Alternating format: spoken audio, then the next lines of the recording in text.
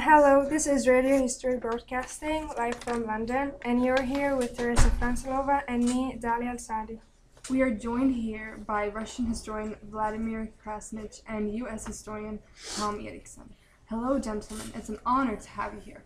Thank you. It's nice to be here. Thank you. So, today we're going to talk about the Cold War, especially the events that occurred in 1945 to 1949.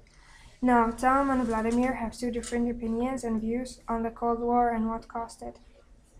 So, what, in your opinion, triggered the start of the Cold War? Tom, why don't you start? Well, U.S. presidents Truman and Roosevelt never really trusted Stalin, even when they were trying to defeat the Nazis together. But this mutual distrust began already in 1917, when the United States refused to recognize the new Bolshevik government after the Russian Revolution. President Truman worked hard to clean the post-war mess.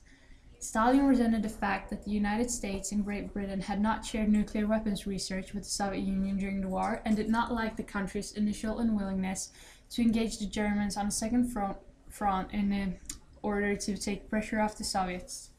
Stalin was irked by the fact that the US offered post-war relief loans to Great Britain but not the USSR.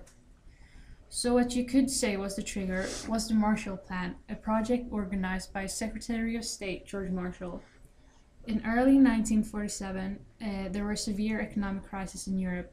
The people were cold and hungry because of the poor harvest and the harsh winter. The USA decided in June 1947 to offer massive economic aid to those European countries. The Marshall Plan set aside more than $10 billion for the rebuilding and reindustrialization of Germany. It was really successful. Factories in Western Europe were exceeding their pre-war production levels within just a few years. What do you think, Vladimir? Well, this mutual distrust that Mr. Erikson is talking about here began already in 1917, when the United States refused to recognize the new Bolshevik government after the Russian Revolution. American foreign policy officials took it upon themselves to spread democracy across the globe. This goal conflicted drastically with the Russian revolutionaries' original desire, which was to overthrow capitalism.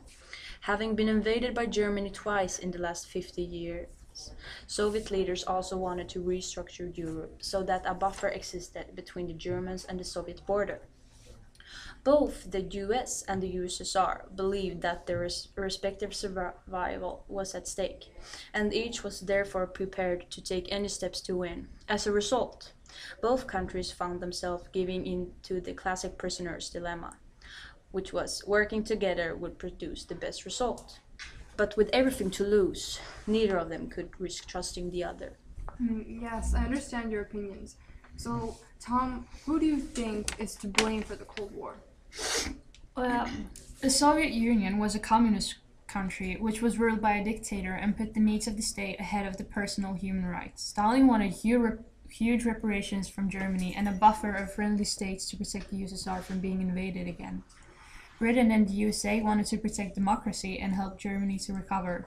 They were worried that large areas of Eastern Europe were falling under Soviet control and that Stalin was trying to build up a Soviet empire, and US leaders reckoned that the best way to avert the danger of communists being voted into power was to end poverty in Europe. The USA was a capitalist democracy, which valued freedom and feared communism. Truman had not understood how much Russia had suffered in the Second World War and how much Russia didn't want Germany to be strong again.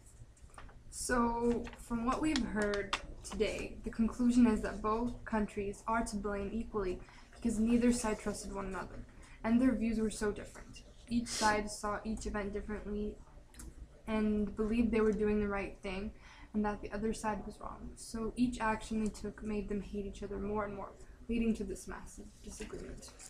Thank you for sharing your views, gentlemen. It was a pleasure to meet with you both today at our radio station. Thank you. Thank you. And thank you to all of the listeners who've joined us for today's program.